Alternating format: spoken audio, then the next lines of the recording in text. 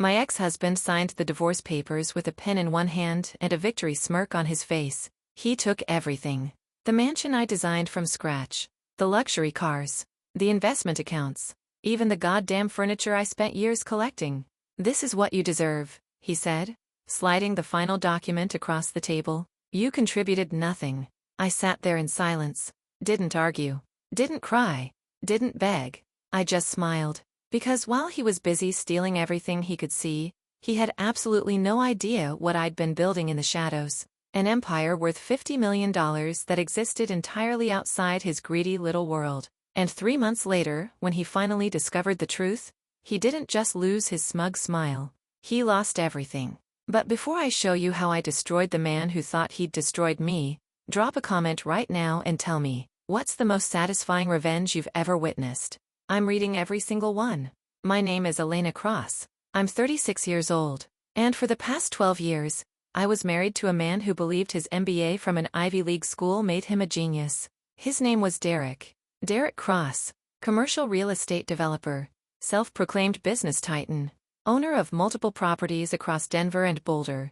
Or at least, that's what he told people. The truth, Derek inherited his first 3 properties from his father, rode that wave of unearned credibility into partnerships he didn't deserve, made a career out of other people's work while taking all the credit. And for 12 years, I was the woman behind the curtain. I'm a licensed architect and interior designer. I renovated every single property Derek ever claimed as his own masterpiece. I designed the layouts, chose the materials, managed the contractors, turned dilapidated buildings into luxury spaces that sold for millions.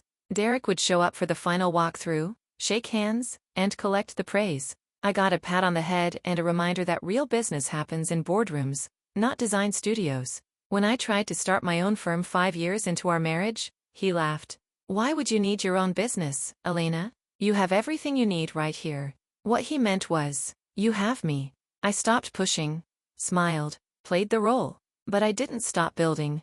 I just did it quietly. If you've ever been told you're not good enough by someone who needed you to survive, hit that like button. Subscribe because this revenge story is about to get nuclear. The divorce happened fast. Too fast. Derek had been planning it for months. I found out later he'd been seeing someone else. A 28-year-old marketing consultant named Brooke who thought his inherited wealth made him impressive. He wanted out. And he wanted everything. Our lawyer sat across from me in a sterile conference room in downtown Denver, sliding a settlement agreement toward me like it was a done deal. He's offering you $200,000, the lawyer said. In exchange, he keeps the primary residence, the vacation property in Aspen, both vehicles, and the joint investment portfolio. I looked at the number. $200,000. For 12 years of my life. 12 years of unpaid labor. 12 years of designs that made him millions. Derek leaned back in his chair, arms crossed, that smug smile plastered across his face. It's more than fair, Elena, he said. You didn't contribute financially to any of these assets. Legally, I don't owe you anything. I'm being generous. The lawyer, his lawyer, not mine, nodded in agreement. I looked at Derek, really looked at him. He thought he'd won. He thought taking the house, the cars, the accounts, meant he'd taken everything that mattered. He had no idea. Fine, I said. My voice was calm, steady. I'll sign. Derek's smile widened. He actually laughed. Smart choice, he said. You'll be fine. Just start over. You're creative. You'll figure it out. I signed every page. Didn't read the fine print. Didn't argue. Didn't negotiate. Because I didn't need to. While Derek had been busy counting furniture and bank statements, I'd been building something he couldn't see. Something he didn't even know existed. Comment start over if you already know this man has no idea what's coming. And subscribe because the next part is going to blow your mind. The day I moved out, Derek stood in the driveway of our mansion. Sorry, his mansion now, watching me load boxes into a rented SUV. You'll regret this, he called out. You're walking away with nothing. I didn't respond. I just kept loading. My laptop, my external hard drives, my notebooks filled with sketches and business plans, my phone with contacts he didn't know I had, everything I actually needed. A friend from grad school, Maya, let me crash at her place in Boulder, a small 2-bedroom apartment with barely enough room for both of us. Derek sent me a text that night. You'll never recover from this. Good luck starting over with nothing. I stared at that message for a long time. Then I opened my laptop and got to work. Here's what Derek didn't know.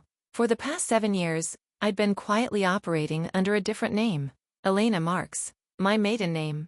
I'd registered it as an LLC 6 months after Derek told me I didn't need my own business. I started small. Freelance design work, consultations, small residential projects that paid cash. Every dollar I made went into an account Derek didn't know existed. I didn't spend it. I invested it. Real estate investment trusts, index funds, a few aggressive tech stocks that paid off beautifully. But more importantly, I built relationships. I worked with developers who respected my talent, contractors who valued my vision, investors who saw potential where Derek saw hobbies. By the time Derek filed for divorce, I had already designed and consulted on 14 major projects across Colorado, Arizona, and Utah. My portfolio was worth $42 million. And my name, Elena Marks, was quietly becoming one of the most sought-after architectural consultants in the Southwest. Derek had no idea, because he never asked what I did during the day. He assumed I was home, decorating, planning dinner parties, being the perfect wife. Instead, I was building an empire. Drop a like if you've ever worked in silence while someone underestimated you. Comment empire if this is hitting different. Subscribe because we're just getting started. 3 weeks after the divorce was finalized, I rented a small office space in downtown Denver. Nothing flashy, just a clean modern studio with floor-to-ceiling windows overlooking the city.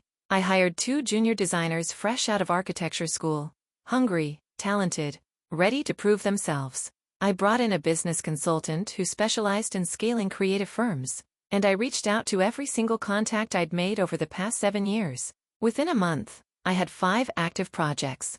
Within 2 months, I had 12. By month 3, I was turning clients away. The work I'd been doing quietly under Elena Marks suddenly became public under my new brand, Cross and Marks Design Studio. I kept my married name in the business title just to watch what would happen, and it didn't take long. One morning, I got a call from a mutual contact, someone who'd worked with both me and Derek in the past. Elena, she said, her voice careful. I just wanted to give you a heads up. Derek saw your name on a project proposal we're reviewing. He's not happy. I smiled. Good, I said. Tell him I said hi. Derek called me that afternoon. His voice wasn't smug anymore. It was tight, confused, angry. What the hell is Cross and Marks Design Studio? He demanded. My company, I said simply. Your company? Elena, you don't have a company. I'm what? Derek? A housewife? A decorator? Silence. I've been running this business for 7 years, I continued. You just never bothered to ask what I did with my time. That's impossible, he said. You don't have the capital. You don't have the connections. I have both, I replied. And I have something you'll never have. What's that? Talent. I hung up. Comment talent if that line just gave you chills. Like this video if you're loving where this is going. Subscribe because Derek's world is about to collapse. 2 months later, I landed the deal that changed everything. A luxury mixed-use development in downtown Phoenix. Residential towers, retail spaces, rooftop restaurants. Budget, $160 million. The developer was someone I'd worked with years ago on a smaller project. Someone who remembered my work, not Derek's name. They reached out directly to Cross and Marks. Not to Derek's firm. To mine. I spent 3 weeks on the proposal. Renderings, budgets, timelines, every detail perfect. When I presented it to the development team, they didn't just approve it. They gave me full creative control. My cut of the project? $8 million over 2 years. I signed the contract on a Wednesday afternoon.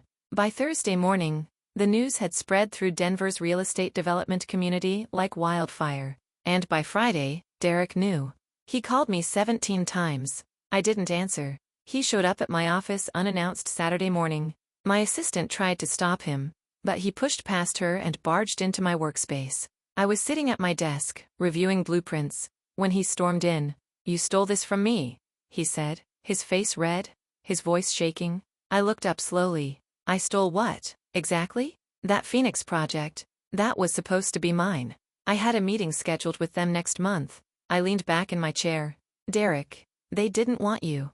They wanted me. They've wanted me for 3 years. You just assumed every project I touched was yours. That's not true. It is true, I said calmly. Every renovation you took credit for, I designed it. Every property you sold for millions, I made it valuable. You were just the name on the door. His hands clenched into fists. You can't do this, he said. You don't have the experience. You don't have the reputation. I stood up, walked to the wall where my awards were displayed. Framed contracts, letters of recommendation, industry recognitions, all under the name Elena Marks. I have 7 years of experience you didn't know about, I said. I have a reputation you couldn't see because you never looked. He stared at the wall, his face going pale. This is impossible, he whispered. No, Derek, this is inevitable. You took everything you could see. The house, the cars, the money in the joint account. But you never touched what actually mattered. I gestured to the office around us. This is what I built while you weren't paying attention. And this is just the beginning. Smash that subscribe button right now. Comment beginning if you're ready to see how this ends. Like if Derek is getting exactly what he deserves. Over the next 6 months, my company exploded.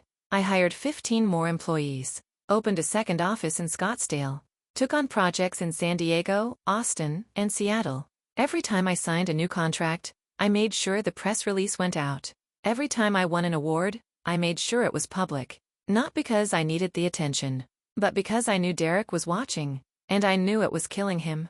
His firm started struggling. Clients who used to work with him exclusively started asking for me instead. Contractors who'd built his reputation quietly told people the truth, that I was the real talent. Investors pulled out of his projects because they realized he didn't actually know what he was doing. Within 8 months of our divorce, Derek's company lost 3 major contracts. His Aspen property, the one he'd fought so hard to keep, went into foreclosure because he couldn't afford the payments. The mansion he'd stolen from me? He had to sell it just to cover his debts. And the woman he left me for? She left him the second his money dried up. Meanwhile, Cross and Mark's design studio was valued at $53 million. I bought a penthouse in downtown Denver with a view of the mountains, hired a chef, a personal assistant, a financial advisor. I didn't do it to show off. I did it because I finally could. If this story is making you feel something, do me a favor. Like this video, subscribe to this channel, and share it with someone who's ever been underestimated. Drop a comment telling me, have you ever proven someone wrong?